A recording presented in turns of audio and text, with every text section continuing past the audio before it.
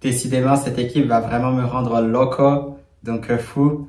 Un match qui se passait plutôt bien, que le Real Madrid avait plutôt bien entamé, qu'il maîtrisait. Une fin de match un peu plus périlleuse, un peu plus compliquée, avec pas mal de surprises. Mais au final, ça se termine plutôt bien, et heureusement pour nous, et heureusement pour le Real Madrid. Buenas a todos y a todas, j'espère que vous allez bien, c'est Baki Koune de Madrid. On se retrouve pour une nouvelle vidéo à propos du Real Madrid, bien évidemment, de ce fameux quart de finale de la Coupe du Monde des clubs, avec bien sûr un résultat positif pour le Real Madrid. Vamos!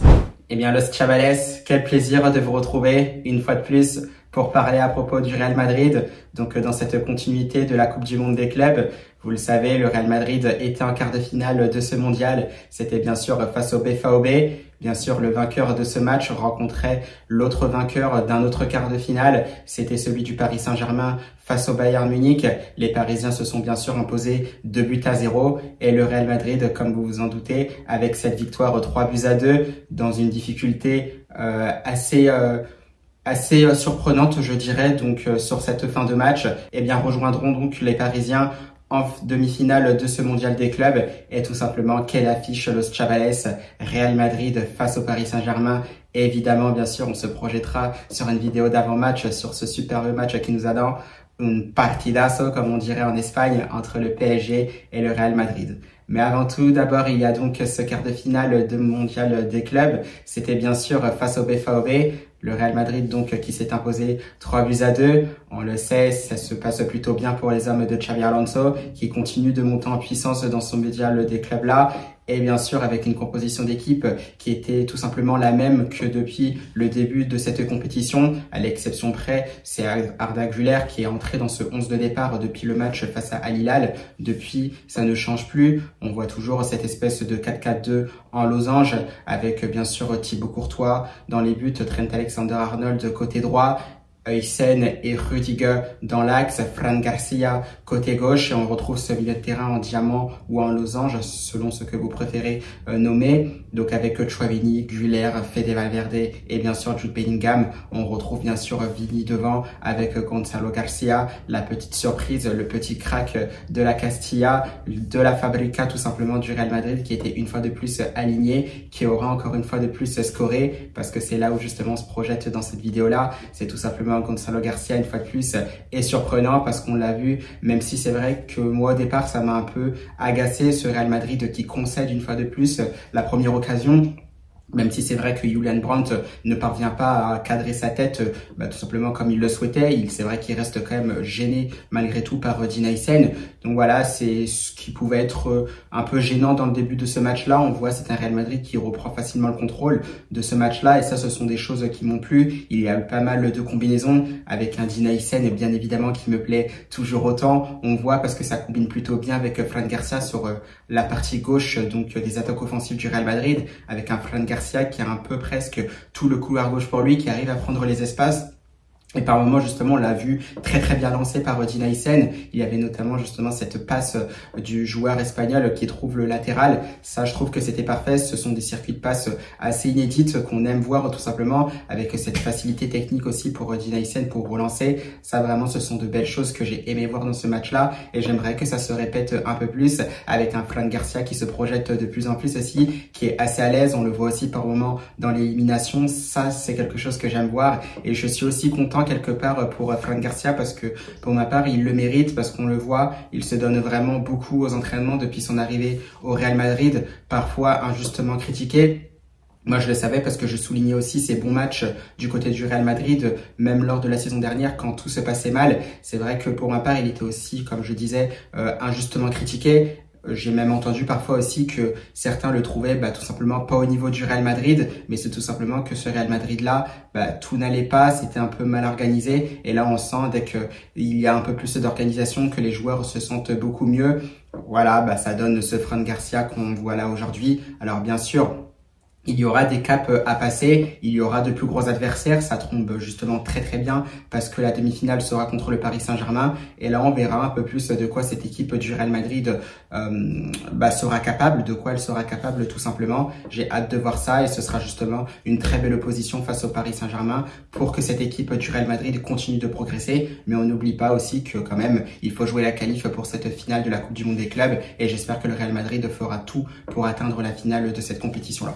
Donc voilà, très très content pour la performance de Fran Garcia. Dans la continuité, c'est vrai que j'ai bien aimé ce match-là. On a vu aussi de belles choses. On sent aussi un Trent Alexander-Arnold qui se sent de mieux en mieux, même si évidemment tout n'est pas parfait. C'est vrai que ce côté droit-là du Real Madrid, et on l'avait souligné notamment en avant-match, qui était beaucoup moins animé justement que le côté gauche, parce que c'est vrai que sur le côté gauche, on a tout simplement un Fran Garcia qui dévore les espaces. On a aussi un Vini Junior qui vient de ce côté-là. À droite, tout simplement, il n'y a pas forcément d'attaquant puisque c'est un Real Madrid qui joue plus avec deux avant-centres. Un Gonzalo Garcia qui est beaucoup plus axe, tel un vrai numéro 9. Donc c'est vrai que le côté droit, par moment, n'est pas forcément occupé. Même si on voit que Fede Valverde essaye d'y aller justement par moment. Un Trent Alexander-Arnold qui joue plus dans les pieds contrairement à Fran Garcia. Donc il y a pas mal de variétés. Mais c'est vrai que j'aimerais aussi voir un peu plus d'animation sur ce côté droit. Et j'imagine que ça viendra bien évidemment par la suite. Donc très très content pour ce match-là du Real Madrid qui continue, un Real Madrid qui continue de monter en puissance dans ce match-là et justement avec des phases de possession qui me plaisent, qui sont quand même assez rythmées justement avec des espaces qui se créent. On a un Arda Güler qui est justement servi aux abords de la surface de réparation et là quel ballon justement le Turc vient nous distiller pour Gonzalo Garcia qui va reprendre le ballon donc de volée il me semble et ça justement c'est superbe, ça fera bien sûr 1-0 pour le Real Madrid et ça c'est tout simplement génial parce que c'est vrai que je pense que je suis peut-être d'accord aussi sur le fait que la défense du BVB est un peu mal placée, qu'elle se fait peut-être avoir un peu facilement, mais ça ne mérite pas moins aussi de souligner justement le placement de Gonzalo Garcia qui est tout simplement très très intelligent parce qu'il reste très très bien entre les deux défenseurs du BVB justement pour justement pouvoir se reprendre ce ballon donc entre la défense et le gardien de but, il reprend parfaitement ce ballon-là. Ça, c'est super. Et justement, ça montre toutes les qualités, encore une fois, de Gonzalo Garcia en tant que buteur parce qu'il sait se placer. Et bien sûr, il est très, très adroit devant le but. Et ça, c'est tout simplement parfait. Donc ça c'est déjà très bien, tout en sachant que voilà il est encore en train de progresser, il n'a pas encore fait une saison chez les A, donc au vrai niveau professionnel et il apprend petit à petit et ça on aime bien. Alors c'est vrai que par moment il a un peu du mal à garder le ballon, c'est vrai qu'il est en train d'apprendre puisqu'il a fait face aussi à des défenseurs qui ont plusieurs centaines de matchs maintenant au très très haut niveau, mais on sent que tout ça c'est prometteur pour Gonzalo Garcia et ça vraiment ça fait extrêmement plaisir. Voilà, pas avare d'efforts, ça court, ça cavale, ça essaye de faire les contre-pressing et ça j'ai vraiment trouvé ça super intéressant et pour le coup c'est un Gonzalo Garcia qui marque des points et je pense qu'il a validé aussi son billet d'entrée dans l'équipe première du Real Madrid, ça c'est sûr et certain et de ce côté-là il n'y a pas de surprise. Donc voilà, super, un Real Madrid aussi qui continue, mais vraiment moi ça m'a beaucoup plu avec ses phases de possession de balle. C'est vrai que ça fait tourner un peu cette équipe du BVB, on passe d'un côté à l'autre, mais ça ce qui est bien c'est que c'est avec aussi pas mal de fluidité, il y a quand même une vitesse assez constante dans les transmissions de balles. Ça aussi c'est quelque chose à souligner, je trouve qu'il y avait plus de rythme par rapport au huitième de finale face à la Juve et justement c'est un Real Madrid aussi qui arrive à se créer des espaces, des dépassements de fonction, un Trent Alexander-Arnold qui arrive à prendre le dos encore une fois de la défense du BVB sur le côté droit, le centre au cordeau et qui c'est qui vient fermer Fran Garcia, donc le latéral gauche, le latéral droit du Real Madrid pour le latéral gauche donc du Real Madrid encore une fois, Fran Garcia, c'est tout simplement magnifique parce que ce sont des actions qu'on demandait justement à voir et encore une fois Fran Garcia qui est vraiment récompensé par ses performances depuis l'arrivée de Xabi Alonso et c'est avec un deuxième but qui semblait être décisif pour ce Real Madrid là. Donc vraiment très très content de ce Real Madrid là, donc ça va continuer. Il y aura aussi un peu plus tard le troisième but de Kylian Mbappé en deuxième mi-temps. Alors c'est vrai que la deuxième mi-temps, moi je préfère l'oublier dans un certain sens parce que dans son contenu, c'est vrai qu'elle était plutôt calme, plutôt somnolente pour le Real Madrid, tant il ne s'est rien passé jusqu'à l'entrée bien sûr de Kylian Mbappé qui nous gratifiera bien sûr d'un ciseau retourné absolument fabuleux. Donc à partir de là, ça fera je crois 3-1 puisque c'est un Real Madrid qui encaissera un but. Ça là-dessus, je suis pas surpris puisque c'est un Real Madrid qui encaisse toujours au moins un but depuis le début de la saison et je pense que ça finira comme ça. Ils prendront aussi un ou deux buts je pense face au Paris Saint-Germain, ça c'est sûr et certain. Vous pouvez même parier là-dessus si vous le souhaitez, Los Chavales, parce que j'en suis sûr à 1 milliard de pourcents. Donc voilà, ce superbe but de Kylian Mbappé qui se place très très bien. Donc tel un numéro 9, il arrive à lire la trajectoire du ballon donnée par Arda Güler. Et voilà, il arrive à réaliser ce geste acrobatique d'une beauté tout simplement géniale. Et bien sûr, ça fera 3-1 pour le Real Madrid qui menait plus que 2-1 à ce moment-là. Et ce troisième but de Kylian Mbappé qui sera bien sûr décisif. Et là-dessus, c'est vrai que on est quand même assez heureux. Bien sûr, pour le Français, on savait aussi qu'il était assez convalescent ces derniers jours. Et le voir revenir aussi avec ce geste-là, c'est tout simplement génial. Ça le met peut-être en confiance aussi avant cette demi-finale face au Paris Saint-Germain. Alors là-dessus, est-ce qu'il commencera titulaire? Ça reste à voir. Il y a plusieurs choses qu'on peut envisager, mais on y reviendra bien sûr dans une vidéo d'avant-match pour cette demi-finale entre le Paris Saint-Germain et le Real Madrid. Donc voilà, dans l'ensemble, on était quand même assez contents. Maintenant, c'est vrai qu'il y a des points qui m'ont peut-être embêté, effectivement. C'est le cas donc avec Vini Junior. Donc on le sait, je lui en veux pas forcément à Vini Junior. C'est comme je l'avais dit donc dans de précédentes vidéos. C'est dans l'ensemble de sa saison, c'est dans la continuité de cette saison qui est en train de se terminer. Il alterne le moins bon et le très bon. Là, c'est vrai que c'est plus le moins bon donc sur l'ensemble de la saison et on le sent tout simplement. Donc il y avait des dribbles qui n'étaient pas réussis et tout simplement la preuve c'est que rappelez-vous, on était en 2024 donc fin de saison, finale de Champions League face au BVB, Ryerson face à lui. On voit, c'est un Vinicius Junior qui arrive à mettre le latéral du BVB en difficulté durant toute la finale. Et là, on se retrouve justement quelques mois après cette finale, ce même Ryerson justement face à Vinicius Junior et un Vinicius Junior qui n'arrive pas forcément à l'éliminer, ne serait-ce qu'une seule fois dans ce match-là. On se doute bien qu'il y a quelque chose qui ne va pas donc du coup dans le jeu du Brésilien, qu'il se sent tout simplement moins bien. Et ça se confirme parce que on a vu un Real Madrid qui arrivait cette fois-ci à jouer les transitions rapides. Alors Arda Güler qui arrive à lancer Vinicius Junior avec pas mal de réussite, n'empêche c'est l'intention qui est là et ça c'est vrai que ça fait extrêmement plaisir puisque c'est un Real Madrid qui essaye de dévorer les espaces.